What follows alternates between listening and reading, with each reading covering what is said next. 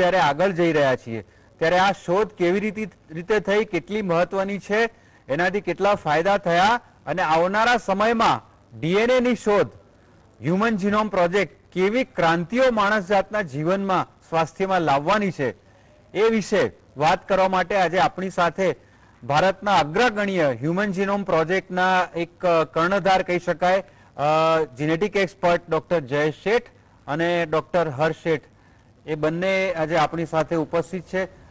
જયેશભાઈ, બહુ લાંબી ભૂમિકા બાંધ્યા વગર, કારણ કે વિષય આપનો છે, સીધું જ પૂછું દર્શક મિત્રો માટે કે ડીએનએ ની શોધ ક્યારે થઈ, કોણે કરી, કેવી રીતે કરી અને ક્યાં કરી? સામાન્ય રીતે આપણે માનીએ કે ડીએનએ ની શોધ 1953માં વોટસન અને ફ્રાન્સિસ ક્રિકે કરી, પણ ખરેખર એનું જે ડીએનએ નામ આપ્યું એ 1860માં સ્વીડિશ સાયન્ટિસ્ટે નામ આપેલું, અને ત્યાર પછીના આટલા બધા બીજા લગભગ 100 વર્ષો ગયા ત્યારે એકચ્યુઅલી વોટસન અને ક્રિકે એ ડીએનએનું એક્ઝેક્ટ બંધારણ કે આ ડીએનએના કેવા અક્ષરોથી બનેલું છે, હેલિકલ સ્ટ્રક્ચર છે, એ લોકો શોધી કાઢ્યું. અને એ સ્ટ્રક્ચર ઉપરથી આજે 70 વર્ષ થયા અને એમાં જે ક્રાંતિ આવી છે એ ખાલી ડીએનએ ઉપર, જેને ખાલી હેલ્થ સાયન્સમાં નહીં, ઘણા બધા ક્ષેત્રોમાં એના ઇમ્પ્લિકેશન્સ થયા છે. એ આપણે આગળ જે ચર્ચામાં આપણે જોઈશું કે કેવી રીતે એનું ડીએનએની જે રિસર્ચ છે, જે જીનોમિક સાયન્સની જે રિસર્ચ છે, એ કેવી રીતે શરૂ થઈ. એક તો પાયો નાખ્યો વોટસન ક્રિકે, આ ડીએનએ સ્ટ્રક્ચર હેલિકલ છે, એના અક્ષરો ગોઠવાયેલા છે, એકબીજા સાથે સુગરથી જોડાયેલા છે, એ અક્ષરો જો જોડાય ફેરફાર થાય તો આગળ એમાં શું શું તકલીફ થઈ શકે, એ બધું હવે આપણે આગળ જેમ જેમ જઈશું એમ જાણીએ. જયેશભાઈ, હર્ષભાઈને પૂછ્યું એ પહેલા આપની વાત ઉપરથી એક બહુ ઇન્ટરેસ્ટિંગ સવાલ અત્યારે સૂઝ્યો કે માણસ જાત સામાન્ય રીતે કોઈ પણ ગ્રાઉન્ડ બ્રેકિંગ શોધને એક્સેપ્ટ કરતા કે સ્વીકારતા વાર લગાડે છે, અને ભૂતકાળમાં આપણે ગેલેલિયોથી લઈને ઘણા ઉદાહરણ જોયા છે કે આઉટરાઇટલી રિજેક્ટેડ. તો આ શોધ જ્યારે થઈ ત્યારે માણસ જાત માટે તો અકલ્પ્ય વાત હતી. How did mankind receive that? This is very interesting, કારણ કે જ્યારે થઈ ત્યારે તો 1953માં જ્યારે સ્ટ્રક્ચર શોધાયું ત્યારે તો એટલું બધું આગળ સાયન્સ નહોતું કરેલું. ત્યાર પછી 1990માં જ્યારે national human genome research in યુએસએમાં પ્રપોઝલ શરૂ કરી કે ભાઈ આપણે $1 બિલિયન ખાલી હ્યુમન જીનના એનું સ્ટ્રક્ચર જાણવા માટે કે એના કયા કયા જનીન તત્વો જોડાયેલા છે શરૂ થઈ, ત્યારે બહુ સ્કેપ્ટિકલ હતા. ધેર વેર 2 ગ્રુપ્સ કે ઘણા કે આ પૈસા વેસ્ટેજ થશે, આપણને શું ખબર પડશે, એમાં અક્ષરો જાણી શકીશું નહીં, બહુ બધા એટલા બધા કોમ્પ્લિકેશન હતા. there were 2 groups of scientists હતા. એક હતો એના વિરોધમાં હતો, એક ગ્રુપ હતું એનું નહીં કે એનાથી આપણને ઘણા બધા ઇમ્પ્લિકેશન્સ થશે, ઘણા ફાયદા થશે. અને અત્યારે આપણે જે જાણીએ છીએ બી આઈ કેન સે કે હાર્ડલી 10% હજી પણ જાણીએ છીએ. આટલી રિસર્ચ થયા પછી હજી 90% તો બાકી જ છે. કુદરતે એને એટલું કોમ્પ્લેક્સ બનાવેલું છે, પણ વિરોધ ચોક્કસ હતો, પણ એના અત્યારે ફાયદા હવે જોઈએ છે ત્યારે કે કેટલું બધું જેનેટિક સાયન્સ આગળ આવીને પર્ટિક્યુલરલી રોગોના અનુસંધાનમાં, વેક્સિન ડેવલપમેન્ટમાં, ડ્રગ ડેવલપમેન્ટમાં જે એનો ફાળો આપ્યો છે એ આઈ થિંક કોવિડમાં આપણે લીધું છે. અને જેમ જેમ આપણે જઈશું એમ આગળ ડિસ્કશન કરી શકીશું. જી હર્ષભાઈ, ડીએનએ ની શોધ પછી વિવિધ પ્રકારના રોગોને પારખવામાં એક નવી દિશા મળી છે. એ દિશાના આધારે, એ રિસર્ચના આધારે આ 70 વર્ષમાં આપણે ક્યાં પહોંચ્યા છીએ? કારણ કે 25મી એપ્રિલે આપણે ઉજવી રહ્યા છીએ નેશનલ ડીએનએ ડે. તો આ યાત્રા કેવી રહી છે? આપણે આ યાત્રા તો શરૂઆત થયેલી 1953ની અંદર, અને એ વખતે જ્યારે રોગોને પરખવાની વારી આવી તો જોયું કે ઘણા બધા પરિવારમાં એક ને એક રોગ સતત ચાલ્યા જ કરે, ને એ વખતે આપણે આ ડીએનએ ને સિક્વન્સ કરવાની, મતલબ એના અક્ષરોને વાંચવાની તો પદ્ધતિ હતી ને, એને હતી તો એટલી મોંઘી હતી કે કોઈ કરી નહોતું શકતું. તો એ વખતે ડીએનએ ના નાના નાના ટુકડા કરીને જોતા હતા કે ડીએનએ નો કયો ટુકડો કયા પરિવાર સદનોમાં ગયો છે. એને લિંકેજ એનાલિસિસ કહીએ છીએ મેડિકલ ભાષાની અંદર. ખેર હવે તો આ પદ્ધતિ વપરાતી પણ નથી, પણ એ વખતે આવી પદ્ધતિ વાપરીને ખબર પડતી હતી કે તમારા જની તત્વનો કયો એવો ભાગ છે જેના લીધે આ રોગ ગયો. ને એના સાથે સાથે હજુ એક વસ્તુ જે બહુ કામની આવી કે ડીએનએ ના અક્ષરોની શ્રૃંખલામાં ફેરફાર થયો, એના લીધે તો રોગ થયો, પણ કેમ એ સમજવા માટે ખાસ કરીને એક ભારતીય સાયન્ટિસ્ટ હતા, ડોક્ટર હરગોબિંદ ખુરાના. એમને આની પર ખૂબ કામ કર્યું કે આ જે 4 અક્ષરોની શ્રૃંખલા છે એ અક્ષરોની શ્રૃંખલા કેવી રીતે પ્રોટીન બનાવવામાં મદદ કરે છે. આપણી જે ચામડી છે, સેલ છે, આંખો છે, વાળ છે, બધા પ્રોટીનથી બનેલા છે. તો આ જે જની તત્વ છે, જે 4 અક્ષરો છે, કેવી રીતે આખું સ્વરૂપ આપણું બનાવવામાં મદદ કરે છે, કેવી રીતે આટલા બધા અલગ બને છે. તો એ અક્ષરોની શ્રૃંખલાની પણ એક કોડ હોય. એ કોડ સમજવા માટે એમને નોબેલ પુરસ્કાર મળેલો. એના પછી પણ હજુ એક ભારતીય સાયન્ટિસ્ટ હતા જેમને એ કોડ કેવી રીતે ટ્રાન્સલેટ કરે, મતલબ ડીએનએ માંથી આ પ્રોટીન કેવી રીતે બને, કયો મોલિક્યુલ છે જે મદદ કરે, એની અંદર ખૂબ એમને કામ કર્યું, એમનું સ્ટ્રક્ચર સમજવામાં મદદ કરી. એમને પણ નોબેલ પુરસ્કાર મળેલો. તો આ આખા જર્નીની અંદર 1953 થી લઈને 2023 સુધીમાં આપણે ખાલી જની તત્વ શું છે એ નથી સમજ્યા, પણ એ કોડ કેવી રીતે કરે છે, કોડમાં ફેરફાર આવે તો પછી પ્રોટીનમાં શું બદલાવ આવે, એ બધા આપણે જર્નીઓ શીખતા રહ્યા છે. ને આપણે અત્યારે એવા જંકશન પર પહોંચ્યા છે કે જ્યાં આપણે જોઈ શકીએ છીએ કે આ વસ્તુને સમજીને આપણે દવા બનાવી શકીએ છીએ.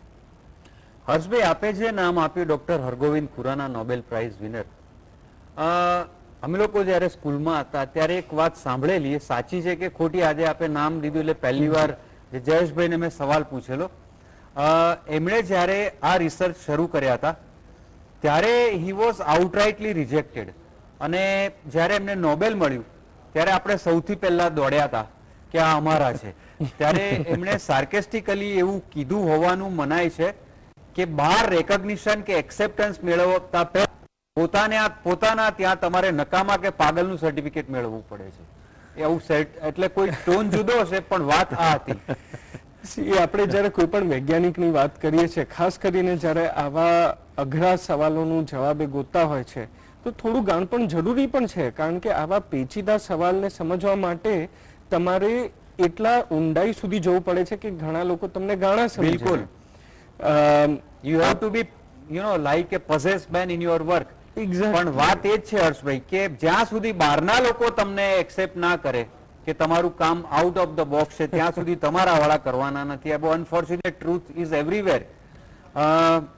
જયેશભાઈ, આપ હ્યુમન જીનોમ પ્રોજેક્ટ સાથે ક્લોઝલી એસોસિએટેડ છો, તો ડીએનએ ની શોધ પછી આ પ્રોજેક્ટ ક્યારે શરૂ થયો? 1990માં national institute of human genome research યુએસએમાં પહેલો શરૂ થયો NIH દ્વારા, અને 2003માં એ પૂરો થયો.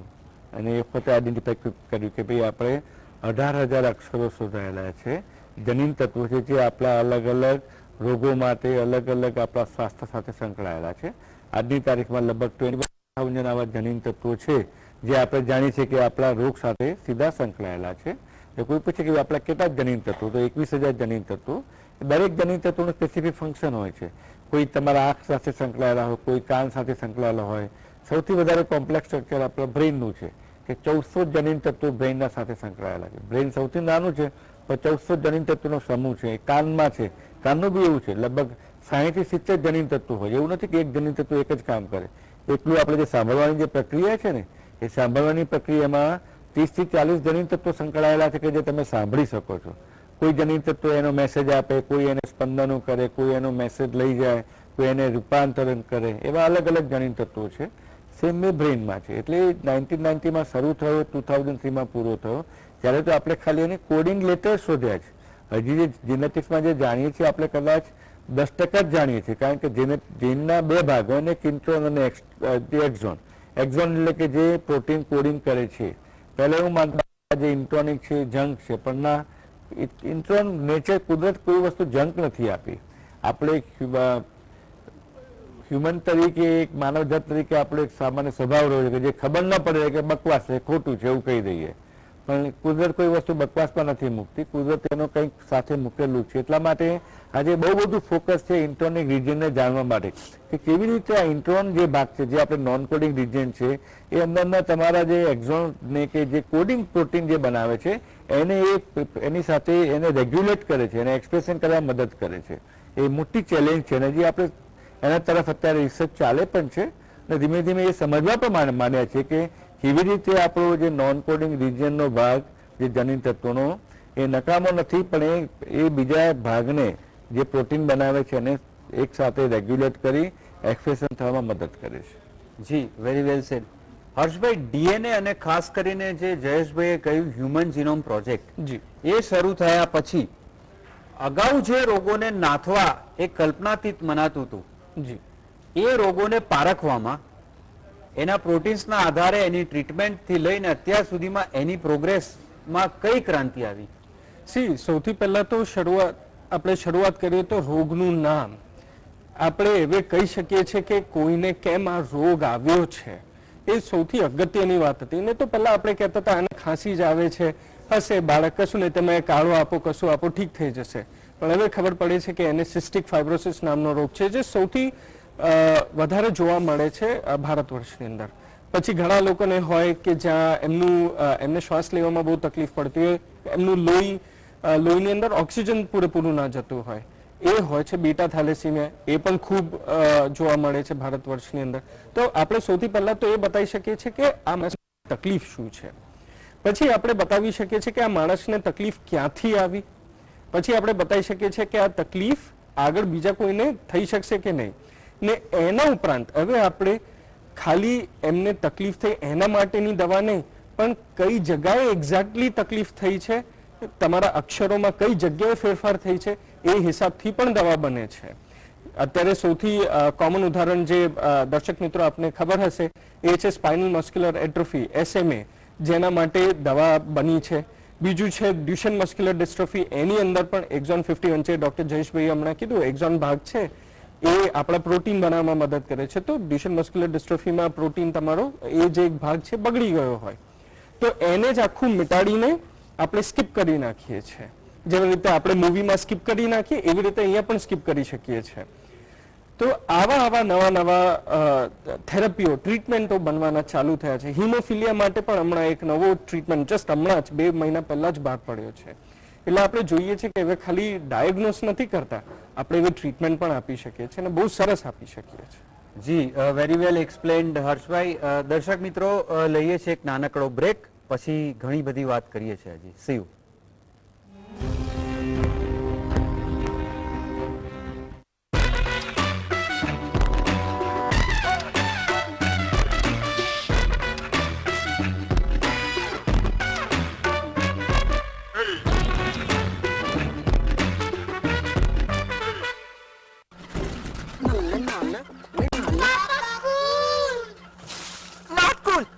लोकल कूलर ने निकाल दिया ना पसीना. ये आए सेफ्टी टेक्नोलॉजी वाला सिम्फनी एयर कूलर जो दे पूरी कूलिंग पूरे सीजन. पारुल यूनिवर्सिटी के प्लेसमेंट्स का कोई रिप्लेसमेंट नहीं, इसलिए टॉप कंपनीज की फर्स्ट चॉइस. आप तो समझ ही गए होंगे. Join Parul university, Vadodara, Gujarat. 30 दुर्लभ जड़ी बूटियों से निर्मित केश कांति एडवांस हेयर ऑयल बालों को झड़ने से बचाए, नए बाल उगाए व असमय सफेद होने से मुक्ति दिलाए. 100 દિવસ સાથ, સહકાર અને સેવાના. મહિલા સુરક્ષા માટે નવી 121 મહિલા સુરક્ષા ટુકડી શી ટીમ તૈનાત કરી. 72 પોલીસ સ્ટેશનોમાં વુમન હેલ્થ ડેસ્કની શરૂઆત. 100 દિવસમાં મુખ્યમંત્રી ભૂપેન્દ્રભાઈ પટેલની સરકારે મહિલાઓને સશક્ત બનાવી.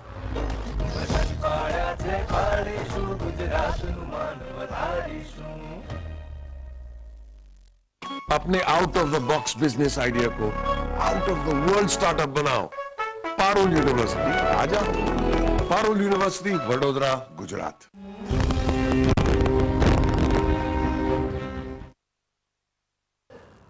વેલકમ બેક દર્શક મિત્રો. જયેશભાઈ, એક આપે જે અગાઉ વાત કરી, આ વિષય સમજવો એક્સપર્ટ્સ માટે પણ ઇઝી નથી અને ડેફિનેટલી બહુ જ રિસર્ચ માંગી લે છે સમજવા માટે પણ. તો આટલા ગહન વિષયને થોડોક લાઇટ બનાવવા માટે એક સવાલ વચમાં પૂછું છું આપને. ઘણા દર્શકોના મનમાં પણ એક કદાચ આવી એક રમૂજ પણ સૂજી શકે કે માણસ અને કપિરાજો, વાનરોના રંગસૂત્રોમાં એકનો જ ફરક છે. આપણા 23 છે તો એમના 22 છે. તો આ એક જ નો ફરક છે એ સંશોધનના આધારે નક્કી થયું કે માણસના વર્તનના આધારે નક્કી થયું? એવું છે કે જો ડીએનએ જોવા જાઓ તો માણસ અને વાંદરાના ડીએનએમાં 98% સિમિલારિટી છે. 98%. 2% ડીએનએ જુદું છે એટલે આપણે જુદા પડીએ છીએ. You will be surprise to know કે બનાના, કેળું અને આપણું ડીએનએ 60% સરખું છે. 60% ડીએનએ ને કેળામાં બે સરખું છે માણસમાં. એટલે એ વર્તનથી નક્કી નથી થયેલું. જેમને ઉત્ક્રાંતિવાદનો સિદ્ધાંત છે અને જેમને ઉત્ક્રાંતિ થવા માંડી એ પ્રમાણે ધીમે ધીમે ધીમે ધીમે અમુક ભાગ જે હતા એ ડેવલપ થયા, અમુક ભાગ નીકળી ગયા. જેમ વાંદરાને પૂંછડી છે, ઉત્ક્રાંતિ સાથે માણસમાં એ પૂંછડી ધીમે ધીમે ધીમે ભૂસાઈ ગઈ. એટલે આપણે જોશું કે આપણી કરોડરજ્જુની ભાગમાં એક નાનો ભાગ હશે, એ પૂંછડીનો ભાગ જ છે, ચીન ત્યાં ઘસાઈ ગઈ, એ પૂંછડી નથી રહી. એટલે આપણે ઉત્ક્રાંતિવાદમાં જેમ જેમ આગળ વધારે જેમ ડેવલપ થયા એમ પ્રમાણે માણસમાં એક સ્પેસિફિક એના બ્રેઇન ડેવલપમેન્ટની પ્રોસેસ શરૂ થઈ. એટલે 2% ફરકથી જ માણસમાં આટલો બધો ડિફરન્સ જોવા મળે. જી જી, ઘણા કેસમાં શિંગડા પણ ઘસાઈ ગયા છે. જયેશભાઈ, ડીએનએ ના આધારે આપણે ફિઝિકલ એલિમેન્ટની ટ્રીટમેન્ટની આપણે વાત કરીએ છીએ, પણ ડીએનએ માનસિક સ્વાસ્થ્ય અથવા તો એક આખી એક થોટ પ્રોસેસ ચેન્જ કરવામાં કેટલો ભાગ ભજવે? એ તો બહુ મોટી વસ્તુ છે. કારણ કે આમ લાગે કે આ ડીએનએમાં ખાલી આપણે સામાન્ય અક્ષરોના ફેરફારથી જોઈ લઈએ છીએ કે એનો રોગ છે, આ રોગને મટાડીએ છીએ, એની વેક્સિન ડેવલપ કરીએ છીએ. પણ બીજું પ્રત્યેનું ઉપર એ છે કે એ આપણું જીનેટિક જે એક્સપ્રેશન થાય ને, કે જનીન તત્વો તો જેમ બાળક છે માતા પિતામાંથી જનીન તત્વો આવે છે, પણ તમે એક જોજો એક માતા પિતાના 2-3 બાળકો છે, ત્રણે અલગ અલગ હશે, ત્રણ સરખા નહીં હોય. શા માટે? તો એમાં જેનેટિક એક્સપ્રેશન અલગ અલગ થતું હોય છે. એટલે તો કહેવાય છે ને કે મેડિકલ સાયન્સમાં અત્યારે એવું કહેવાય કે ફિટલહુડ એન્વાયરમેન્ટ એડલ્ટહુડ ડિસીઝ. કદાચ આપણે નામ સાંભળ્યું છે કે ગર્ભ સંસ્કરણનું અત્યારે બહુ જ ચાલે છે, કે માતા જ્યારે પ્રેગ્નન્સી હોય તો પૂનામાં આખું એનું સંસ્થા ચાલે છે. એ વખતે એને બાળકને કેવા લોકો સંભળાવવા, કેવો ખોરાક આપવો, કેવું વાંચન કરવું. એટલા માટે તો મેં એક અખબારમાં લેખ પણ લખ્યો છે કે સ્વસ્થ રાષ્ટ્ર માટે, એક મહાન સારા રાષ્ટ્ર માટે સારો ખોરાક, પૈસા તો બરાબર છે, પણ માતાની શારીરિક અને માનસિક સ્વાસ્થ્ય બહુ જરૂરી. શા માટે? શારીરિક એટલું નહીં, માનસિક. જો માતાને ડિપ્રેશન હશે, બહુ સ્ટ્રેસમાં હશે, એના વાંચનો ખરાબ હશે, જોવાનું કંઈ ખરાબ હશે, ખોરાક સરખો નહીં હોય, તે બધાની અસર એના બાળક જે અંદર છે એની ઉપર અસર થાય. એટલે જીનોમિક ઇમ્પ્રિન્ટિંગ, ઇટ ઇઝ કોલ્ડ જીનોમિક ઇમ્પ્રિન્ટિંગ. એટલા માટે તો જોજો કે બાળકો હશે, તમારા આપણા બાળકો માતાની સાથે લગાવ વધારે હશે પિતા કરતા. શા માટે? પિતાએ તો ડીએનએ આપી દીધું, પતી ગયું. તો માતા તો ડીએનએ આપે છે, માતા એ ડીએનએ સાથે એનું પોષણ પણ કરે છે. એનું જે જીનોમિક ઇમ્પ્રિન્ટિંગ છે એ માતા કરે છે. એટલા માટે તો પ્રેગ્નન્સી દરમિયાન માતાનું સ્વાસ્થ્ય, માતાની માનસિક સ્વાસ્થ્યતા જેટલી સારી હશે એટલું બાળક તમારું સારું છે. એ જ પ્રમાણે જ્યારે એમાં પ્રાર્થના કરીએ છીએ ત્યારે પ્રાર્થના તમારું મન શાંત થઈ જાય તો ડીએનએમાં શું થાય? એ તમારું જે એક્સપ્રેશન થતા હોય એને રેગ્યુલેટ કરે. એટલા માટે તમે જે ઉશ્કેર, અમારે કે આપણે સ્ટ્રેસમાં છીએ તો સ્ટ્રેસ હતા એ શું કરે? આપણું જે ડીએનએ છે એ કોન્સ્ટન્ટ રિપેર થયા કરે, કોન્સ્ટન્ટ બ્રેક થાય, રિપેર. જેમ આપણે સનલાઇટ એક્સપોઝર થાય, અમુક કેમોથેરાપી લઈએ, કોઈ દવાઓ આવે, વાતાવરણ પ્રદૂષણ હોય, બહુ તાપમાં તમે ફરતા હો, એ બધી ધૂળ હોય, એ બધી વસ્તુને તમારા ડીએનએ પર અસર કરે. શું કરે? કે જે ડીએનએ બ્રેક થતું હોય એ વધારે પડતું બ્રેક થયા કરે. નેચરે તો દરેક વસ્તુને રેગ્યુલેટ કરી છે રિપેર કરવા માટે, તો એનું અમુક થ્રેશોલ્ડ આવે ને, એ થ્રેશોલ્ડ પછી નેચર એને રેગ્યુલેટ કરવાનું, રિપેર કરવાનું બંધ કરી દે. એટલા માટે તો જ્યારે બહુ સ્ટ્રેસ હોય ત્યારે મેડિટેશન કેમ હેલ્પ કરે? કોઈ કે ને મેડિટેશન તમારા ડીએનએ પર કેવી રીતે અસર કરે? ના, ડિરેક્ટલી નહીં કરે, પણ એ તમારા પર્ટિક્યુલરલી જે આ ડીએનએ જે રેપ્લિકેશન થતું હોય, જે આપણું ક્રોમેટિડ એક્સચેન્જીસ થતું હોય છે, એ બધાની અંદર બહુ મુખ્ય ભાગ ભજવે. એને બધી મેટાબોલિક એક્ટિવિટીને રેગ્યુલેટ કરી, શાંત પાડી, એકદમ જ તમારા એન્ડોક્રાઇન સિસ્ટમને પણ રેગ્યુલેટ કરશે ડીએનએ. કારણ કે એનું જીનોમિક એક્સપ્રેશન છે એ તમારા પરિવાર સાથે આધારિત છે, તમારા ખોરાક સાથે આધારિત છે, તમારા વાંચન સાથે આધારિત છે, આજુબાજુના વાતાવરણ સાથે પણ આધારિત. એટલા માટે તમે જોજો આયુષ્ય, માણસનું આયુષ્ય વેસ્ટર્ન કન્ટ્રીમાં કેમ વધારે લાંબુ છે? ત્યાં હવા ચોખ્ખી છે, પાણી ચોખ્ખા છે, ખોરાક ચોખ્ખો છે, વાતાવરણ શાંત છે. એટલા માટે જ્યાં તમે સામાન્ય જોજો કે અમુક નથી કે ગરીબના ઘરમાં જ આટલા બધા રોગો કેમ આવે છે? અમુક અમે જે રેર ડિસીઝ જોઈએ છે તો મોસ્ટલી અમે if you look the analysis તો ઘણી વખત એ લો સોશિયો ઇકોનોમિક ગ્રુપમાં અમુક રોગો વધારે જોવા. શા માટે? કારણ કે ત્યાં જે પર્ટિક્યુલરલી જે સ્ટ્રેસ કન્ડિશનમાં જે તમારું ડીએનએ નુકસાન થાય છે અને નુકસાનવાળો ભાગ રિપેર નથી થતો. નેચર નોર્મલી આપણા જે સેલ એને રિપેર કરે, ખરાબ સેલને કાઢી નાખે, પણ એ પ્રોસેસ જ્યારે અટકી જાય છે ત્યારે ખરાબ વાળો ભાગ જઈ અને રોગો બધા થતા હોય, એ જ આપણા માનસિક સ્વાસ્થ્યને બી અસર કરે છે. બહુ જ અગત્યની વાત કરી જયેશભાઈ આપે, કારણ કે અત્યાર સુધી એવું મનાતું હતું કે માણસનું ડીએનએ એના બંધારણ કે ફિઝિકલ જે રીતે માણસ આવ્યો છે એના ઉપર આધાર છે, પણ આજે આપે વૈચારિક, ભૌગોલિક અને પર્યાવરણીય અસરોની પણ જે વાત કરી, the way you think the way you become, એવી જે વાત છે, એટલે બહુ જ અગત્યની વાત છે. પણ હર્ષભાઈ, ચોક્કસ કોમ્યુનિટીમાં ચોક્કસ રોગો આનુવંશિક ધોરણે આવતા હોય છે. એ ડીએનએ અને હ્યુમન જીનોમ પ્રોજેક્ટના લીધે એને જાણવામાં અને નાથવામાં આપણે ક્યાં સુધી પહોંચ્યા છીએ? અત્યારે આપણે જોઈએ તો કુલ મળીને 7,000 અલગ અલગ દુર્લભ રોગો છે જે આપણે જાણીએ છીએ. જ્યારે આપણે 1950ની વાત કરીએ છીએ તો ત્યારે હાર્ડલી 30 કે 40 એવા રોગો હતા. તો આ પહેલું એવો મેડિકલ વિષય છે જ્યાં આપણે આટલા ઓછા સમયની અંદર આટલા બધા રોગોને આપણે ખાલી ઓળખી નથી શક્યા, પણ એમને સમજી શક્યા છે ને એમને રોકવા માટેની ટ્રીટમેન્ટો પણ બનાવવા માટે આપણે ચાલુ કર્યું છે.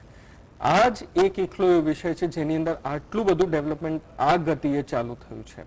એના સાથે સાથે હવે આપણે જોઈએ છે કે આ રોગો આપણે કયા કયા ભૌગોલિક હિસ્સાના હિસાબથી સૌથી વધારે જોવા મળતા હોય છે. ઘણા બધા ભૌગોલિક હિસ્સાઓ છે જ્યાં ઘણા રોગો વધારે હોય છે. જેવી રીતે કેન્સર પણ આનુવંશિક રોગ હોય છે, તો એ પણ એક સ્પેસિફિક જગ્યાએ તમને જોવા મળતો હોય. સિસ્ટિક ફાઇબ્રોસિસ છે, બીટા થેલેસીમિયા, એ ખાસ કરીને ભારત વર્ષની અંદર ખૂબ કોમન છે. એના સાથે સાથે આપણે સ્પાઇનલ મસ્ક્યુલર એટ્રોફી, SMA જે કહીએ છીએ, કે ડ્યુશેન મસ્ક્યુલર ડિસ્ટ્રોફી છે, જેની અંદર તમારા મસલ છે ધીરે ધીરે ઓગળવા લાગે છે, એ પણ ભારત વર્ષની અંદર ખૂબ કોમન છે. એ તમને વેસ્ટર્ન દેશોની અંદર એટલું જલ્દી નહીં જોવા મળે. તો આપણે આ બધા રોગો હવે આપણે જોઈ શકીએ છીએ, સમજી શકીએ છીએ, એમને ઘણા હદ સુધી એમને અટકાવી પણ શકીએ છીએ. ટ્રીટ તો કરી શકીએ છીએ, પણ એમને આવવાથી પણ અટકાવી શકીએ છીએ. બહુ સરસ વાત કરી હર્ષભાઈ આપે. કેન્સરને જીન થેરાપીથી ક્યારે આપણે દૂર કરી શકીએ છીએ, એવી પોસિબિલિટી છે? હું તમને એના માટે જીન થેરાપી કરતા પણ એક વધારે સારો સોલ્યુશન આપી શકું. એક ખાસ કરીને આનુવંશિક રોગ છે જેને લિંચ સિન્ડ્રોમ કહેવાય છે, જે દર 300 માંથી એક માણસની અંદર જોવા મળતો હોય છે. એટલે અગર હું ખાલી ભારત વર્ષની જ વાત કરું તો આવા 40 લાખ લોકો હશે અત્યારે જેમને આ રોગ હશે ને હશે જ. એમને ખાસ કરીને આખા જિંદગી દરમિયાન 80% કરતાં પણ વધારે રિસ્ક હોય મોટા આંતરડાના કેન્સર થવાનો, કાં તો નાના આંતરડા, પેટ, લીવર, પેનક્રિયાસ, ઇસોફેગસ એટલે અન્ન નળી, અને ગર્ભનો કેન્સર, છોકરી હોય તો ગર્ભના કેન્સર થવાનો રિસ્ક હોય.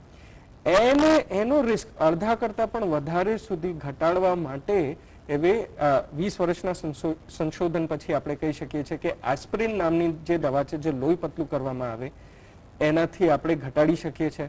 સાથે સાથે હવે રેઝિસ્ટન્ટ સ્ટાર્ચ એટલા એવા પ્રકારનો ખાવાનો પદાર્થ છે જે આપણે કાચા કેળા હોય ખાસ કરીને એની અંદર જોવા મળે છે. તો જે લોકો આને ખાતા હોય એનાથી પણ એમના પેટના કેન્સરનો રિસ્ક ખાસા 50% કરતાં પણ વધારે ઘટી શકે છે. ને આ ટ્રાયલ હતો, આ 20 વર્ષનો ટ્રાયલ હતો, જેના પછી આપણે આ કહી શકીએ છીએ. ને આ જ ટ્રાયલના મુદ્દે અત્યારે યુકેની અંદર એસ્પિરિન દવા આપવામાં આવે છે, 100 મિલીગ્રામ દરરોજ આપવામાં આવે છે આ પેશન્ટ્સને. એવી રીતે ધીરે ધીરે કરીને ભારતમાં પણ આ વર્ષે ગાઈડલાઈનમાં બેસવાનું છે કે જે લોકોને આવી તકલીફ હોય એમને આપી શકાય છે. ને એટલે જીન થેરાપીથી આપણે પૂરું તો બધું નથી મટાડી શકતા, પણ એટલીસ્ટ આપણે કેન્સરનો રિસ્ક ખાસા હદ સુધી ઘટાડી શકીએ છીએ. બહુ જ નવી આશાનું કિરણ છે આ. જયેશભાઈ, એક છેલ્લા કેટલાક વર્ષથી અમુક વર્ગમાં ડીએનએ મેપિંગની એક પ્રથા અથવા તો ફેશન શરૂ થઈ છે કે કુટુંબમાં બધાનું ડીએનએ મેપિંગ કરાવો, કે દરેકની એક આખી એક એને પ્રોફાઇલ હોય, તો એ જરૂરી છે? એ બહુ આપણે જે પૂછ્યું એ ક્વેશ્ચન અત્યારના અનુસંધાનમાં કહી શકાય કે જે ફેમિલીમાં અમુક રોગો થતા હોય, વારસાગત રોગો થતા હોય, ફેમિલીમાં કેન્સર હોય, કોઈ મગજની રોગો થતા હોય, સ્નાયુઓના રોગો થતા હોય, બીમારી કોઈ દુર્લભ બીમારી થતી હોય, ગૌચર ડિસીઝ, સ્ટોરેજ લાઇસોસોમલ સ્ટોરેજ ડિસઓર્ડર્સ, કેવા કોઈ રેર ડિસીઝ જે થતા હોય એના માટે બરોબર છે. બાકી કોઈ સામાન્ય કે ના ભાઈ મને કંઈક મને ફેમિલીમાં કંઈ નથી પણ મને કે પાર્કિન્સન થશે કે નહીં, મને ડાયાબિટીસ થશે કે નહીં, તો અમેરિકન સોસાયટી ઓફ હ્યુમન જેનેટિક્સની ગાઈડલાઇન્સ પ્રમાણે એથિકલ નથી. કારણ કે જે રોગ મને માને કે મને 50 વર્ષ પછી કદાચ થવાની શક્યતા છે, તો 50 વર્ષ પહેલા જાણીને શું કરશે? એના ઇમ્પ્લિકેશન બહુ ખરાબ આવે. શું આવે તો સામાજિક એનું ધ્રુવીકરણ થઈ જશે.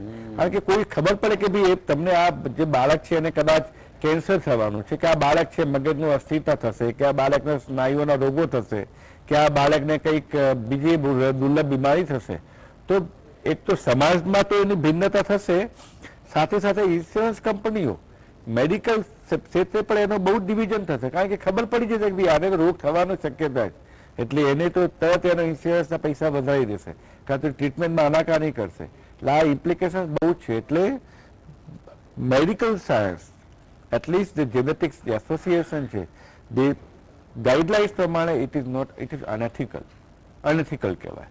ફેમિલી કદાચ કોઈ અત્યારે બધી ઘણી કંપનીઓ છે કે ના અમે તમને ડાયાબિટીસ થશે કે નહીં, તમને કેન્સર થશે કે નહીં, તમને અમુક રોગો થશે કે નહીં, બધું જણાવી દઈશું. નહીં, એ નહીં કરાવવાનું, કારણ કે એ બહુ અનુમાનની આધારે જે જ્યોતિષશાસ્ત્ર જેવું છે.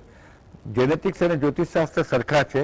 જ્યોતિષશાસ્ત્રમાં ઘણી વખત જો તમે બરાબર ગ્રહોની ગણતરી કરતા ના આવડે, મેથેમેટિક્સ ના આવડે, તમે ઉટપટાંગ કહી દો. જેનેટિક્સમાં પણ એવું જ છે, તમે જો એના અક્ષર બરાબર વાંચીને સમજી ના શકો અને ઇન્ટરપ્રિટ ન કરી શકો તો અનનેસેસરી લોકોને સ્ટ્રેસ થઈ જાય.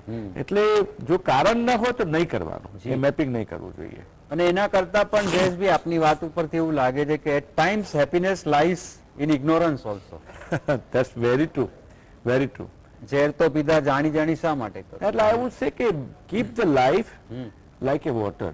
તમારે હા ફેમિલીમાં કોઈ તકલીફ હોય તો ડેફિનેટલી તમે આપણે જાણવાનો અધિકાર છે કે ભાઈ મારા ફેમિલીમાં રોગ ચાલે છે, નદીની માફક ચાલે, accept in the present form અને continue the life rather than just challenging it. જી દર્શક મિત્રો, આટલા એક બહુ જ ઊંડા અને કોમ્પ્લેક્સ સબ્જેક્ટ ઉપર આ બંને મહાનુભાવો જે માહિતી આપી એ બદલ આપ બંનેનો ખૂબ ખૂબ આભાર. અને જે રીતે અમે અહીંયાથી આવા અલગ જ પ્રકારના વિષયો લઈને આવીએ છીએ એવા જ નવા વિષય સાથે ફરી મળીશું. C you, good night.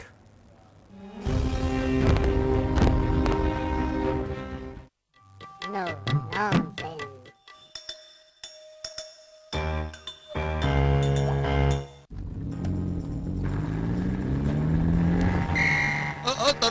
તમે જુઓ તો ખરા યાર, આ લોકો કેવા બેફામ વાહનો ચલાવે છે. ક્યાં છે? અરે આ જુઓ ટ્રિપલ સવારીમાં જાય છે. આ ટપોરીઓને પકડો. અરે કાકા, તમને ભ્રમ થાય છે, બધા નિયમ મુજબ જ ચાલે છે ભાઈ. જુઓ પેલી કાર પર કાળી ફિલ્મ લગાવેલી છે, નંબર પ્લેટ પણ ફેન્સી છે.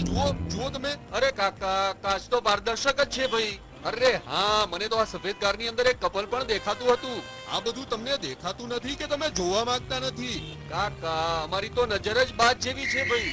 હા, ઊંચે ઉડેવી સમડી જેવી. ઓય પેલો ટેમ્પો જાય, ઉભો રાખતો એને, જલ્દી ઉભો રાખ. પણ એને કર્યું છે શું?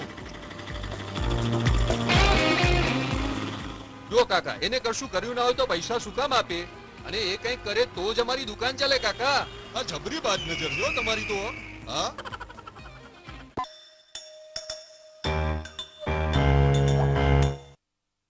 હેડલાઇન પ્રેઝન્ટેડ બાય જલી દંત કાંતિ, દાંતો માટે સર્વશ્રેષ્ઠ આયુર્વેદ.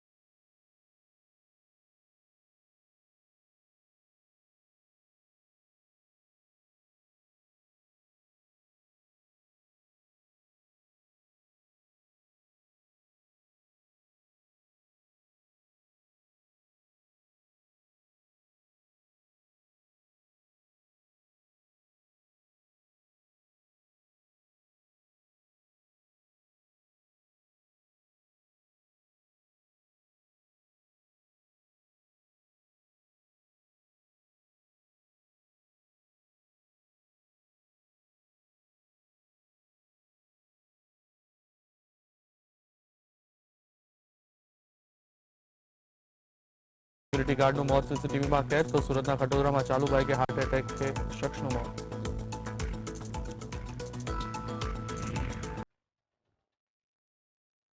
ધોરણ 5 થી 8માં શિક્ષક બનવા માટેની ટેટ 2 પરીક્ષા સફળતા સાથે પૂર્ણ. 5 વર્ષ બાદ યોજાઈ હતી પરીક્ષા. પેપર નીકળ્યું સરળ.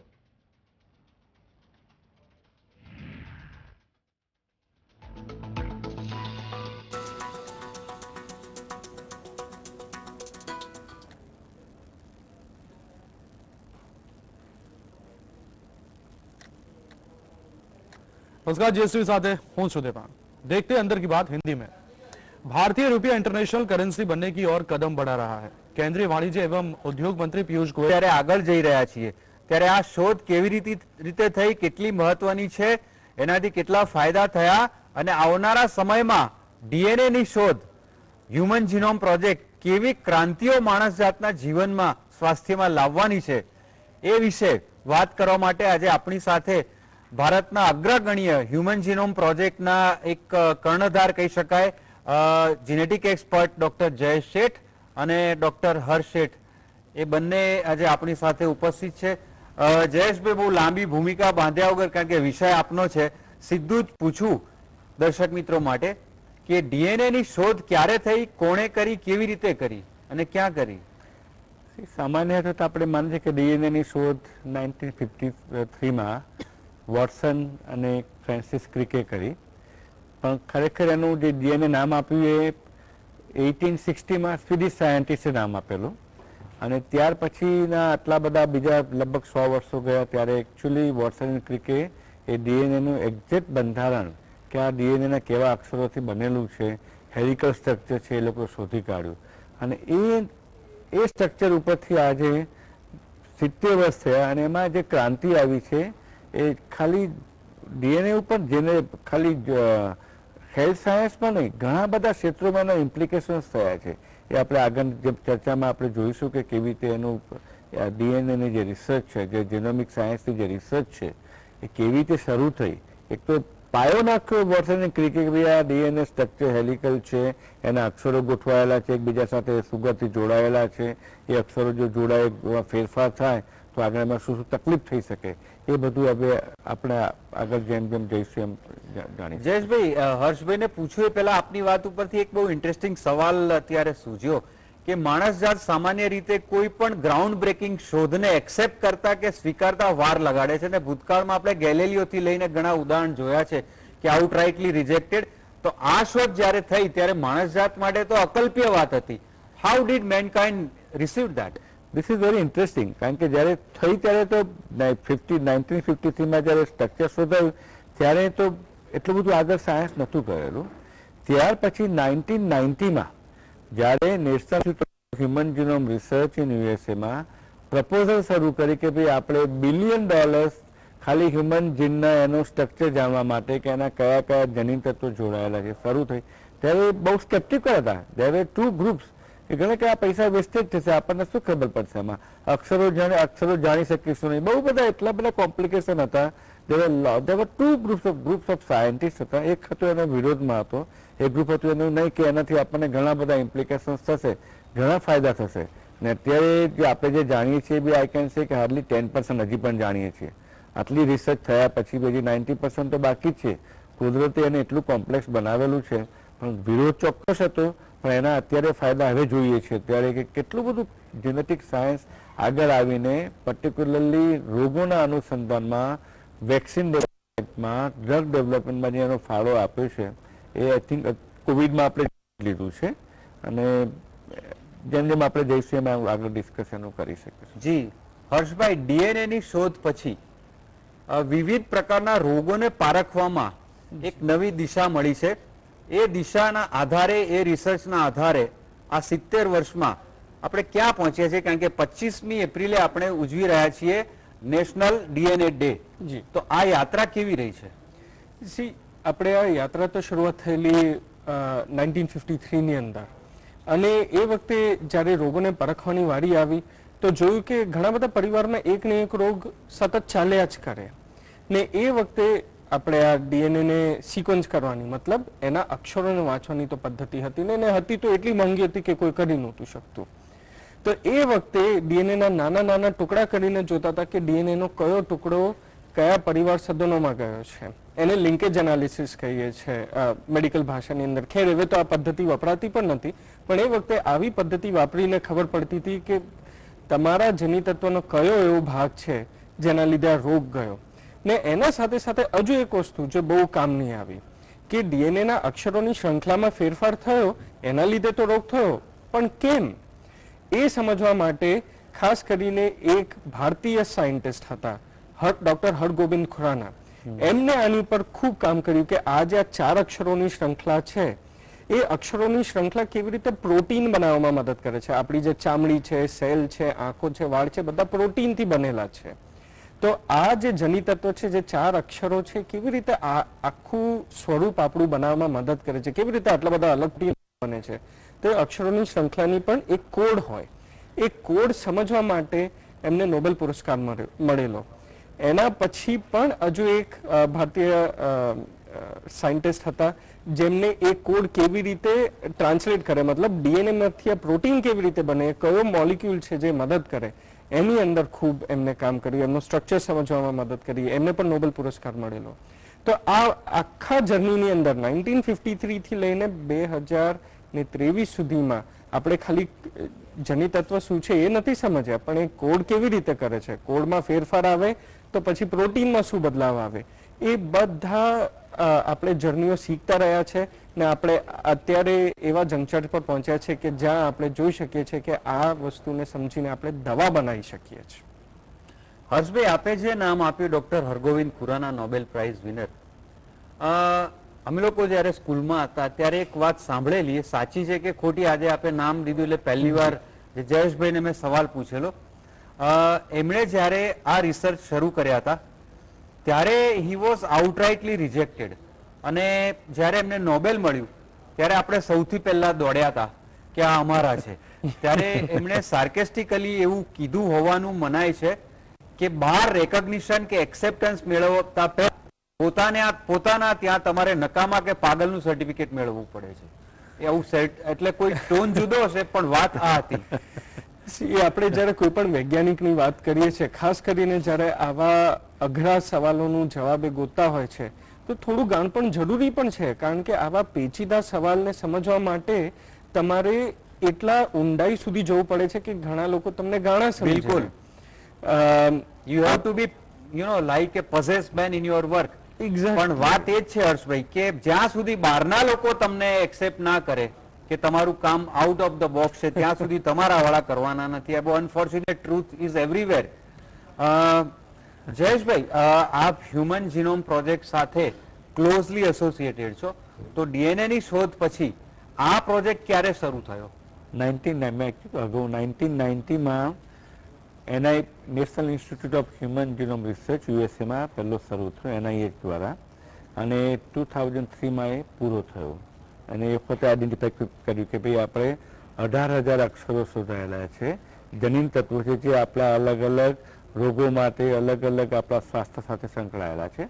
આજની તારીખમાં લગભગ 21,000 આવા જનીન તત્વો છે જે આપણે જાણીએ છીએ કે આપણા રોગ સાથે સીધા સંકળાયેલા છે. કોઈ પૂછે કે આપણા કેટલા જનીન તત્વો, તો 21,000 જનીન તત્વો. દરેક જનીન તત્વોનું સ્પેસિફિક ફંક્શન હોય છે. કોઈ તમારા આંખ સાથે સંકળાયેલા હોય, કોઈ કાન સાથે સંકળાયેલા હોય. સૌથી વધારે કોમ્પ્લેક્સ સ્ટ્રક્ચર આપણા બ્રેઇનનું છે કે 1400 જનીન તત્વો બ્રેઇનના સાથે સંકળાયેલા છે. બ્રેઇન સૌથી નાનું છે પણ 1400 જનીન તત્વોનો સમૂહ છે. કાનમાં છે, કાનનું બી એવું છે, લગભગ 60 થી 70 જનીન તત્વો હોય. એવું નથી કે એક જનીન તત્વ એક જ કામ કરે. એટલું આપણે જે સાંભળવાની જે પ્રક્રિયા છે ને, એ સાંભળવાની પ્રક્રિયામાં 30 થી 40 જનીન તત્વો સંકળાયેલા છે કે જે તમે સાંભળી શકો છો. કોઈ જનીન તત્વ એનો મેસેજ આપે, કોઈ એને સ્પંદનો કરે, કોઈ એનો મેસેજ લઈ જાય, કોઈ એને રૂપાંતરણ કરે. એવા અલગ અલગ જનીન તત્વો છે. સેમ એ બ્રેઇનમાં છે. એટલે 1990માં શરૂ થયો, 2003માં પૂરો થયો. ત્યારે તો આપણે ખાલી એને કોડિંગ લેટર શોધ્યા છે. હજી જે જીનેટિક્સમાં જે જાણીએ છીએ આપણે કદાચ 10% જ જાણીએ છીએ, કારણ કે જીનના બે ભાગ હોય ને, એક ઇન્ટ્રોન અને એક્ઝોન. એક્ઝોન એટલે કે જે પ્રોટીન કોડિંગ કરે છે. પહેલા એવું માનતા જે ઇન્ટ્રોનિક છે જંક છે, પણ ના, ઇન્ટ્રોન નેચર કુદરત કોઈ વસ્તુ જંક નથી આપી. આપણે હ્યુમન તરીકે, એક માનવ જાત તરીકે આપણે એક સામાન્ય સ્વભાવ રહ્યો છે કે જે ખબર ન પડે કે બકવાસ છે, ખોટું છે એવું કહી દઈએ. પણ કુદરત કોઈ વસ્તુ બકવાસમાં નથી મૂકતી, કુદરત એનો કંઈક સાથે મૂકેલું છે. એટલા માટે આજે બહુ બધું ફોકસ છે ઇન્ટ્રોનિક રિજિયનને જાણવા માટે કે કેવી રીતે આ ઇન્ટ્રોન જે ભાગ છે, જે આપણે નોન કોડિંગ રિજિયન છે, એ અંદરના તમારા જે એક્ઝોનને કે જે કોડિંગ પ્રોટીન જે બનાવે છે એને એની સાથે એને રેગ્યુલેટ કરે છે, એને એક્સપ્રેશન કરવા મદદ કરે છે. એ મોટી ચેલેન્જ છે અને જે આપણે એના તરફ અત્યારે રિસર્ચ ચાલે પણ છે અને ધીમે ધીમે એ સમજવા પણ માન્યા છે કે કેવી રીતે આપણો જે નોન કોડિંગ રિજિયનનો ભાગ જે જનીન તત્વોનો એ નકામો નથી, પણ એ બીજા ભાગને જે પ્રોટીન બનાવે છે એને એક સાથે રેગ્યુલેટ કરી એક્સપ્રેશન થવામાં મદદ કરે છે. જી, very well said. Harshbhai, DNA અને ખાસ કરીને જે જયેશભાઈએ કહ્યું હ્યુમન જીનોમ પ્રોજેક્ટ, જી એ શરૂ થયા પછી અગાઉ જે રોગોને નાથવા એ કલ્પનાતીત મનાતું હતું, જી એ રોગોને પારખવામાં એના પ્રોટીન્સના આધારે એની ટ્રીટમેન્ટથી લઈને અત્યાર સુધીમાં એની પ્રોગ્રેસમાં કઈ ક્રાંતિ આવી? સૌથી પહેલા તો શરૂઆત કરીએ તો રોગનું નામ. આપણે એવે કહી શકીએ છીએ કે કોઈને કેમ આ રોગ આવ્યો છે, એ સૌથી અગત્યની વાત હતી. ને તો પહેલા આપણે કહેતા હતા આને ખાંસી જ આવે છે, હશે બાળક, કશું નહીં, તમે કાળો આપો, કશું આપો, ઠીક થઈ જશે. પણ હવે ખબર પડે છે કે એને સિસ્ટિક ફાઇબ્રોસિસ નામનો રોગ છે, જે સૌથી વધારે જોવા મળે છે ભારત વર્ષની અંદર. પછી ઘણા લોકોને હોય કે જ્યાં એમને શ્વાસ લેવામાં બહુ તકલીફ પડતી હોય, એમનું લોહીની અંદર ઓક્સિજન પૂરેપૂરું ના જતું હોય, એ હોય છે બીટા થેલેસીમિયા. એ પણ ખૂબ જોવા મળે છે ભારત વર્ષની અંદર. તો આપણે સૌથી પહેલા તો એ બતાવી શકીએ છીએ કે આ માણસની તકલીફ શું છે. પછી આપણે બતાવી શકીએ છીએ કે આ માણસને તકલીફ ક્યાંથી આવી. પછી આપણે બતાવી શકીએ છીએ કે આ તકલીફ આગળ બીજા કોઈને થઈ શકશે કે નહીં. ને એના ઉપરાંત હવે આપણે ખાલી એમને તકલીફ થઈ એના માટેની દવા નહીં, પણ કઈ જગ્યાએ એક્ઝેક્ટલી તકલીફ થઈ છે, તમારા અક્ષરોમાં કઈ જગ્યાએ ફેરફાર થઈ છે, એ હિસાબથી પણ દવા બને છે. અત્યારે સૌથી કોમન ઉદાહરણ જે દર્શક મિત્રો આપને ખબર હશે એ છે સ્પાઇનલ મસ્ક્યુલર એટ્રોફી, SMA, જેના માટે દવા બની છે. બીજું છે ડ્યુશેન મસ્ક્યુલર ડિસ્ટ્રોફી, એની અંદર પણ એક્ઝોન 51 છે. ડોક્ટર જયેશભાઈ હમણાં કીધું એક્ઝોન ભાગ છે એ આપણા પ્રોટીન બનાવવામાં મદદ કરે છે. તો ડ્યુશેન મસ્ક્યુલર ડિસ્ટ્રોફીમાં પ્રોટીન તમારો એ જે એક ભાગ છે બગડી ગયો હોય તો એને જ આખું મિટાડીને આપણે સ્કીપ કરી નાખીએ છીએ. જેવી રીતે આપણે મૂવીમાં સ્કીપ કરી નાખીએ એવી રીતે અહીંયા પણ સ્કીપ કરી શકીએ છીએ. તો આવા નવા થેરપીઓ, ટ્રીટમેન્ટો બનવાના ચાલુ થયા છે. હિમોફિલિયા માટે પણ હમણાં એક નવો ટ્રીટમેન્ટ જસ્ટ હમણાં જ 2 મહિના પહેલા જ બહાર પડ્યો છે. એટલે આપણે જોઈએ છીએ કે હવે ખાલી ડાયગ્નોસ નથી કરતા, આપણે એવી ટ્રીટમેન્ટ પણ આપી શકીએ છીએ અને બહુ સરસ આપી શકીએ છીએ. જી, વેરી વેલ એક્સપ્લેન્ડ હર્ષભાઈ. દર્શક મિત્રો, લઈએ છીએ એક નાનકડો બ્રેક, પછી ઘણી બધી વાત કરીએ છીએ હજી. C you.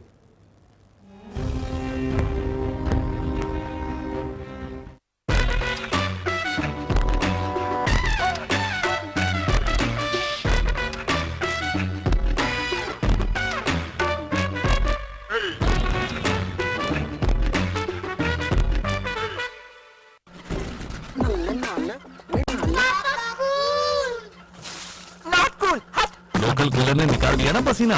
ये आए सेफ्टी टेक्नोलॉजी वाला सिम्फनी एयर कूलर जो दे पूरी कूलिंग पूरे सीजन. पारुल यूनिवर्सिटी के प्लेसमेंट्स का कोई रिप्लेसमेंट नहीं, इसलिए टॉप कंपनीज की फर्स्ट चॉइस. आप तो समझ ही गए होंगे. Join Parul university, Vadodara, Gujarat. 30 दुर्लभ जड़ी बूटियों से निर्मित केश कांति एडवांस हेयर ऑयल बालों को झड़ने से बचाए, नए बाल उगाए व असमय सफेद होने से मुक्ति दिलाए. 100 દિવસ સાથ, સહકાર અને સેવાના. મહિલા સુરક્ષા માટે નવી 121 મહિલા સુરક્ષા ટુકડી શી ટીમ તૈનાત કરી.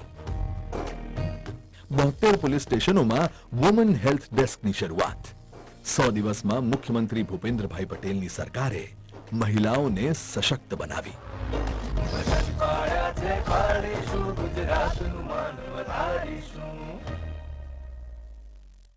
अपने out of the box business idea को out of the world startup बनाओ. पारुल यूनिवर्सिटी आ जाओ. पारुल यूनिवर्सिटी, वडोदरा, गुजरात.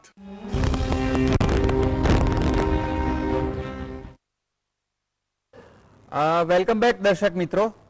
જયેશભાઈ, એક આપે જે અગાઉ વાત કરી, આ વિષય સમજવો એક્સપર્ટ્સ માટે પણ ઇઝી નથી અને ડેફિનેટલી બહુ જ રિસર્ચ માંગી લે છે સમજવા માટે પણ. તો આટલા ગહન વિષયને થોડોક લાઇટ બનાવવા માટે એક સવાલ વચમાં પૂછું છું આપને. ઘણા દર્શકોના મનમાં પણ એક કદાચ આવી એક રમૂજ પણ સૂજી શકે કે માણસ અને કપિરાજો, વાનરોના રંગસૂત્રોમાં એકનો જ ફરક છે. આપણા 23 છે તો એમના 22 છે. તો આ એક જ નો ફરક છે એ સંશોધનના આધારે નક્કી થયું કે માણસના વર્તનના આધારે નક્કી થયું? એવું છે કે જો ડીએનએ જોવા જાઓ તો માણસ અને વાંદરાના ડીએનએમાં 98% સિમિલારિટી છે. 98%. 2% ડીએનએ જુદું છે એટલે આપણે જુદા પડીએ છીએ. You will be surprise to know કે બનાના કેળું અને આપણું ડીએનએ 60% સરખું છે, 60% ડીએનએ ને કેળામાં બે સરખું છે માણસમાં. એટલે એ વર્તનથી નક્કી નથી થયેલું.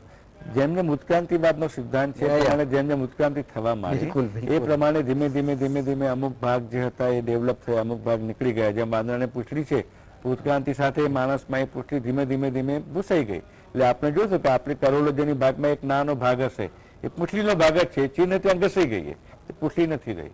એટલે આપણે ઉત્ક્રાંતિવાદમાં જેમ જેમ આગળ વધારે એમ ડેવલપ થયા એમ પ્રમાણે માણસમાં એક સ્પેસિફિક એના બ્રેઇન ડેવલપમેન્ટની પ્રોસેસ શરૂ થઈ. એટલે 2% ફરકથી જ માણસમાં આટલો બધો ડિફરન્સ જોવા મળે છે. જી જી, ઘણા કેસમાં શિંગડા પણ ઘસાઈ ગયા છે. જયેશભાઈ, ડીએનએ ના આધારે આપણે ફિઝિકલ એલિમેન્ટની ટ્રીટમેન્ટની આપણે વાત કરીએ છીએ, પણ ડીએનએ માનસિક સ્વાસ્થ્ય અથવા તો એક આખી એક થોટ પ્રોસેસ ચેન્જ કરવામાં કેટલો ભાગ ભજવે? એ તો બહુ મોટી વસ્તુ છે. કારણ કે આમ લાગે કે આ ડીએનએમાં ખાલી આપણે સામાન્ય અક્ષરોના ફેરફારથી જોઈ લઈએ છીએ કે એનો રોગ છે, આ રોગને મટાડીએ છીએ, એની વેક્સિન ડેવલપ કરીએ છીએ. પણ બીજું પ્રયત્ન ઉપર એ છે કે એ આપણું જીનેટિક જે એક્સપ્રેશન થાય ને, કે જનીન તત્વો તો જેમ બાળક છે માતા પિતામાંથી જનીન તત્વો આવે છે, પણ તમે એક જોજો એક માતા પિતાના 2-3 બાળકો છે, ત્રણે અલગ અલગ હશે, ત્રણ સરખા નહીં હોય. શા માટે? તો એમાં જેનેટિક એક્સપ્રેશન અલગ અલગ થતું હોય છે. એટલે તો કહેવાય છે ને કે મેડિકલ સાયન્સમાં અત્યારે એવું કહેવાય કે ફિટલહુડ એન્વાયરમેન્ટ એડલ્ટહુડ ડિસીઝ.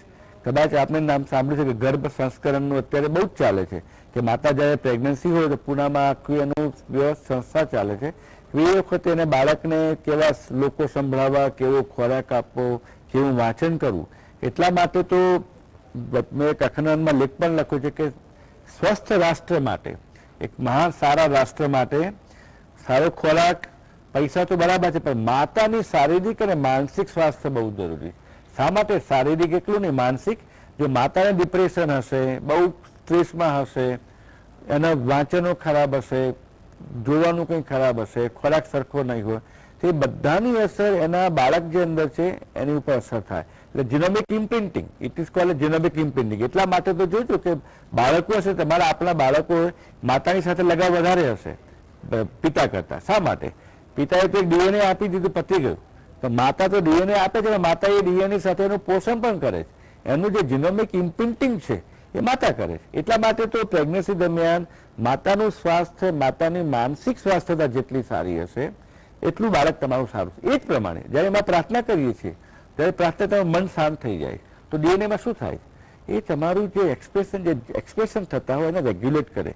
એટલા માટે તમને જે ઉશ્કેર અમારે કે આપણે સ્ટ્રેસમાં છીએ તો સ્ટ્રેસ હતા શું કરે? આપણું જે ડીએનએ છે એ કોન્સ્ટન્ટ રિપેર થયા કરે, કોન્સ્ટન્ટ બ્રેક થાય, રિપેર. જેમ આપણે સનલાઇટ એક્સપોઝર થાય, અમુક કેમોથેરાપી લઈએ, કોઈ દવાઓ આવે, વાતાવરણ પ્રદૂષણ હોય, બહુ તાપમાં તમે ફરતા હો, એ બધી ધૂળ હોય, એ બધી વસ્તુને તમારા ડીએનએ પર અસર કરે. શું કરે?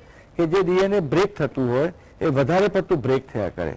નેચરે તો દરેક વસ્તુને રેગ્યુલેટ કરી છે રિપેર કરવા માટે, એનું અમુક થ્રેશોલ્ડ આવે ને, એ થ્રેશોલ્ડ પછી નેચર એને રેગ્યુલેટ કરવાનું, રિપેર કરવાનું બંધ કરી દે. એટલા માટે તો જ્યારે બહુ સ્ટ્રેસ હોય ત્યારે મેડિટેશન કેમ હેલ્પ કરે? કોઈ કે ને મેડિટેશન તમારા ડીએનએ પર કેવી રીતે અસર કરે? ના, ડિરેક્ટલી નહીં કરે, પણ એ તમારા પર્ટિક્યુલરલી જે આ ડીએનએ જે રેપ્લિકેશન થતું હોય, જે આપણું ક્રોમેટિડ એક્સચેન્જીસ થતું હોય છે, એ બધાની અંદર બહુ મુખ્ય ભાગ ભજવે. એને બધી મેટાબોલિક એક્ટિવિટીને રેગ્યુલેટ કરી, શાંત પાડી, એકદમ જ તમારા એન્ડોક્રાઇન સિસ્ટમને પણ રેગ્યુલેટ કરશે ડીએનએ. કારણ કે એનું જીનોમિક એક્સપ્રેશન છે એ તમારા પૈયા આધારિત છે, તમારા ખોરાક સાથે આધારિત છે, તમારા વાંચન સાથે આધારિત છે, આજુબાજુના વાતાવરણ સાથે પણ આધારિત. એટલા માટે તમે જોજો આયુષ્ય, માણસનું આયુષ્ય વેસ્ટર્ન કન્ટ્રીમાં કેમ વધારે લાંબુ છે? ત્યાં હવા ચોખ્ખી છે, પાણી ચોખ્ખા છે, ખોરાક ચોખ્ખો છે, વાતાવરણ શાંત છે. એટલા માટે જ્યાં તમે સામાન્ય જોજો કે અમુક નથી કે ગરીબના ઘરમાં જ આટલા બધા રોગો કેમ આવે છે? અમુક અમે જે રેર ડિસીઝ જોઈએ છીએ તો મોસ્ટલી અમે if you look the analysis તો ઘણી વખતે લો સોશિયો ઇકોનોમિક ગ્રુપમાં અમુક રોગો બધા જોવા. શા માટે? કારણ કે ત્યાં જે પર્ટિક્યુલરલી જે સ્ટ્રેસ કન્ડિશનમાં જે તમારું ડીએનએ નુકસાન થાય છે અને નુકસાનવાળો ભાગ રિપેર નથી થતો. નેચર નોર્મલી આપણા જે સેલ એને રિપેર કરે, ખરાબ સેલને કાઢી નાખે, પણ એ પ્રોસેસ જ્યારે અટકી જાય છે ત્યારે ખરાબ વાળો ભાગ જઈ અને રોગો બધા થતા હોય. એ જ આપણા માનસિક સ્વાસ્થ્યને બી અસર કરે છે. બહુ જ અગત્યની વાત કરી જયેશભાઈ આપે, કારણ કે અત્યાર સુધી એવું મનાતું હતું કે માણસનું ડીએનએ એના બંધારણ કે ફિઝિકલ જે રીતે માણસ આવ્યો છે એના ઉપર આધાર છે, પણ આજે આપે વૈચારિક, ભૌગોલિક અને પર્યાવરણીય અસરોની પણ જે વાત કરી, the way you think the way you become, એવી જે વાત છે, એટલે બહુ જ અગત્યની વાત છે. પણ હર્ષભાઈ, ચોક્કસ કોમ્યુનિટીમાં ચોક્કસ રોગો આનુવંશિક ધોરણે આવતા હોય છે. એ ડીએનએ અને હ્યુમન જીનોમ પ્રોજેક્ટના લીધે એને જાણવામાં અને નાથવામાં આપણે ક્યાં સુધી પહોંચ્યા છીએ? અત્યારે આપણે જોઈએ તો કુલ મળીને 7,000 અલગ અલગ દુર્લભ રોગો છે જે આપણે જાણીએ છીએ. જ્યારે આપણે 1950ની વાત કરી છે તો ત્યારે હાર્ડલી 30 કે 40 એવા રોગો હતા. તો આ પહેલું એવો મેડિકલ વિષય છે જ્યાં આપણે આટલા ઓછા સમયની અંદર આટલા બધા રોગોને આપણે ખાલી ઓળખી નથી શક્યા, પણ એમને સમજી શક્યા છે ને એમને રોકવા માટેની ટ્રીટમેન્ટો પણ બનાવવા માટે આપણે ચાલુ કર્યું છે. આ જ એક એકલો એવો વિષય છે જેની અંદર આટલું બધું ડેવલપમેન્ટ આ ગતિએ ચાલુ થયું છે.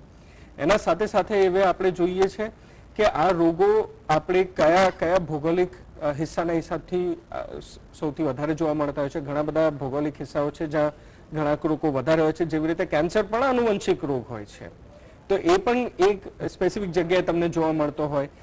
સિસ્ટિક ફાઇબ્રોસિસ છે, બીટા થેલેસીમિયા, એ ખાસ કરીને ભારત વર્ષની અંદર ખૂબ કોમન છે. એના સાથે સાથે આપણે સ્પાઇનલ મસ્ક્યુલર એટ્રોફી, SMA જે કહીએ છીએ, કે ડ્યુશેન મસ્ક્યુલર ડિસ્ટ્રોફી છે, જેની અંદર તમારા મસલ છે ધીરે ધીરે ઓગળવા લાગે છે, એ પણ ભારત વર્ષની અંદર ખૂબ કોમન છે. એ તમને વેસ્ટર્ન દેશોની અંદર એટલું જલ્દી નહીં જોવા મળે. તો આપણે આ બધા રોગો એવે આપણે જોઈ શકીએ છીએ, સમજી શકીએ છીએ, એમને ઘણા હદ સુધી એમને અટકાવી પણ શકીએ છીએ. ટ્રીટ તો કરી શકીએ છીએ, પણ એમને આવવાથી પણ અટકાવી શકીએ છીએ. બહુ સરસ વાત કરી હર્ષભાઈ આપે. કેન્સરને જીન થેરાપીથી ક્યારે આપણે દૂર કરી શકીએ છીએ, એવી પોસિબિલિટી છે? હું તમને એના માટે જીન થેરાપી કરતા પણ એક વધારે સારો સોલ્યુશન આપી શકું. એક ખાસ કરીને આનુવંશિક રોગ છે જેને લિંચ સિન્ડ્રોમ કહેવાય છે, જે દર 300 માંથી એક માણસની અંદર જોવા મળતો હોય છે. એટલે અગર હું ખાલી ભારત વર્ષની જ વાત કરું તો આવા 40 લાખ લોકો હશે અત્યારે જેમને આ રોગ હશે ને હશે જ. એમને ખાસ કરીને આખા જિંદગી દરમિયાન 80% કરતાં પણ વધારે રિસ્ક હોય મોટા આંતરડાના કેન્સર થવાનો, કાં તો નાના આંતરડા, પેટ, લીવર, પેનક્રિયાસ, ઇસોફેગસ એટલે અન્ન નળી, અને ગર્ભનો કેન્સર, છોકરી હોય તો ગર્ભના કેન્સર થવાનો રિસ્ક હોય. એનો રિસ્ક અડધા કરતાં પણ વધારે સુધી ઘટાડવા માટે હવે 20 વર્ષના સંશોધન પછી આપણે કહી શકીએ છીએ કે એસ્પિરિન નામની જે દવા છે, જે લોહી પતલું કરવામાં આવે, એનાથી આપણે ઘટાડી શકીએ છીએ. સાથે સાથે હવે રેઝિસ્ટન્ટ સ્ટાર્ચ એટલા એવા પ્રકારનો ખાવાનો પદાર્થ છે જે આપણે કાચા કેળા હોય ખાસ કરીને એની અંદર જોવા મળે છે. તો જે લોકો આનો પણ આને ખાતા હોય એનાથી પણ એમના પેટના કેન્સરનો રિસ્ક ખાસા 50% કરતાં પણ વધારે ઘટી શકે છે. ને આ ટ્રાયલ હતો, આ 20 વર્ષનો ટ્રાયલ હતો, જેના પછી આપણે આ કહી શકીએ છીએ. અને આ જ ટ્રાયલના મુદ્દે અત્યારે યુકેની અંદર એસ્પિરિન દવા આપવામાં આવે છે, 100 મિલીગ્રામ દરરોજ આપવામાં આવે છે આ પેશન્ટ્સને. એવી રીતે ધીરે ધીરે કરીને ભારતમાં પણ આ વર્ષે ગાઈડલાઈનમાં બેસવાનું છે કે જે લોકોને આવી તકલીફ હોય એમને આપી શકાય છે. ને એટલે જીન થેરાપીથી આપણે પૂરું તો બધું નથી મટાડી શકતા, પણ એટલીસ્ટ આપણે કેન્સરનો રિસ્ક ખાસા હદ સુધી ઘટાડી શકીએ છીએ. બહુ જ નવી આશાનું કિરણ છે આ. જયેશભાઈ, એક છેલ્લા કેટલાક વર્ષથી અમુક વર્ગમાં ડીએનએ મેપિંગની એક પ્રથા અથવા તો ફેશન શરૂ થઈ છે કે કુટુંબમાં બધાનું ડીએનએ મેપિંગ કરાવો, કે દરેકની એક આખી એક એની પ્રોફાઇલ હોય, તો એ જરૂરી છે? એ બહુ આપણે જે પૂછ્યું એ ક્વેશ્ચન અત્યારના અનુસંધાનમાં કહી શકાય કે જે ફેમિલીમાં અમુક રોગો થતા હોય, વારસાગત રોગો થતા હોય, ફેમિલીમાં કેન્સર હોય, કોઈ મગજની રોગો થતા હોય, સ્નાયુઓના રોગો થતા હોય, બીમારી કોઈ દુર્લભ બીમારી થતી હોય, ગૌચર ડિસીઝ, સ્ટોરેજ લાઇસોસોમલ સ્ટોરેજ ડિસઓર્ડર્સ, કેવા કોઈ રેર ડિસીઝ જે થતા હોય એના માટે બરોબર છે. બાકી કોઈ સામાન્ય કે ના ભાઈ મને કંઈક મને ફેમિલીમાં કંઈ નથી પણ મને કે પાર્કિન્સન થશે કે નહીં, મને ડાયાબિટીસ થશે કે નહીં, તો અમેરિકન સોસાયટી ઓફ હ્યુમન જેનેટિક્સની ગાઈડલાઇન્સ પ્રમાણે એથિકલ નથી. કારણ કે જે રોગ મને માને કે મને 50 વર્ષ પછી કદાચ થવાની શક્યતા છે, તો 50 વર્ષ પહેલા જાણીને શું કરશે, એના ઇમ્પ્લિકેશન બહુ ખરાબ આવે. શું આવે તો સામાજિક એનું ધ્રુવીકરણ થઈ જશે. કારણ કે કોઈ ખબર પડે કે ભાઈ તમને આ જે બાળક છે એને કદાચ કેન્સર થવાનું છે, કે આ બાળક છે મગજનું અસ્થિરતા થશે, કે આ બાળકને સ્નાયુઓના રોગો થશે, કે આ બાળકને કંઈક બીજી દુર્લભ બીમારી થશે, તો એક તો સમાજમાં તો એની ભિન્નતા થશે, સાથે સાથે ઇન્સ્યોરન્સ કંપનીઓ મેડિકલ ક્ષેત્રે પણ એનો બહુ ડિવિઝન થશે. કારણ કે ખબર પડી જશે કે ભાઈ આને રોગ થવાની શક્યતા છે, એટલે એને તો તરત એનો ઇન્સ્યોરન્સના પૈસા વધારી દેશે, કાં તો ટ્રીટમેન્ટમાં આનાકાની કરશે. એટલે આ ઇમ્પ્લિકેશન બહુ છે. એટલે મેડિકલ સાયન્સ એટલીસ્ટ જે જેનેટિક્સ એસોસિએશન છે, તે ગાઈડલાઇન્સ પ્રમાણે ઇટ ઇઝ અનએથિકલ કહેવાય. ફેમિલી કદાચ કોઈ અત્યારે બધી ઘણી કંપનીઓ છે કે ના અમે તમને ડાયાબિટીસ થશે કે નહીં, તમને કેન્સર થશે કે નહીં, તમને અમુક રોગો થશે કે નહીં, બધું જણાવી દઈશું. નહીં, એ નહીં કરાવવાનું. કારણ કે એ બહુ અનુમાનની આધારે જે જ્યોતિષશાસ્ત્ર જેવું છે. જેનેટિક્સ અને જ્યોતિષશાસ્ત્ર સરખા છે. જ્યોતિષશાસ્ત્રમાં ઘણી વખત જો તમે બરાબર ગ્રહોની ગણતરી કરતા ના આવડે, મેથેમેટિક્સ ના આવડે, તમે ઉટપટાંગ કહી દો. જેનેટિક્સમાં પણ એવું જ છે. તમે જો એના અક્ષર બરાબર વાંચીને સમજી ના શકો અને ઇન્ટરપ્રિટ ન કરી શકો તો અનનેસેસરી લોકોને સ્ટ્રેસ થઈ જાય. એટલે જો કારણ ન હોય તો નહીં કરવાનું, એ મેપિંગ નહીં કરવું જોઈએ. અને એના કરતા પણ જયેશભાઈ આપની વાત ઉપરથી એવું લાગે છે કે at times happiness lies in ignorance also. That's very true, very true. ઝેર તો પીધા જાણી જાણી શા માટે કરો? એટલે એવું છે કે keep the life like A water. તમારે હા ફેમિલીમાં કોઈ તકલીફ હોય તો ડેફિનેટલી તમે આપણે જાણવાનો અધિકાર છે કે ભાઈ મારા ફેમિલીમાં રોગ ચાલે છે. નદીની માફક ચાલો, accept in the present form અને continue the life rather than just challenging it. જી દર્શક મિત્રો, આટલા એક બહુ જ ઊંડા અને કોમ્પ્લેક્સ સબ્જેક્ટ ઉપર આ બંને મહાનુભાવો જે માહિતી આપી એ બદલ આપ બંનેનો ખૂબ ખૂબ આભાર. અને જે રીતે અમે અહીંયાથી આવા અલગ જ પ્રકારના વિષયો લઈને આવીએ છીએ, એવા જ નવા વિષય સાથે ફરી મળીશું. C you, good night.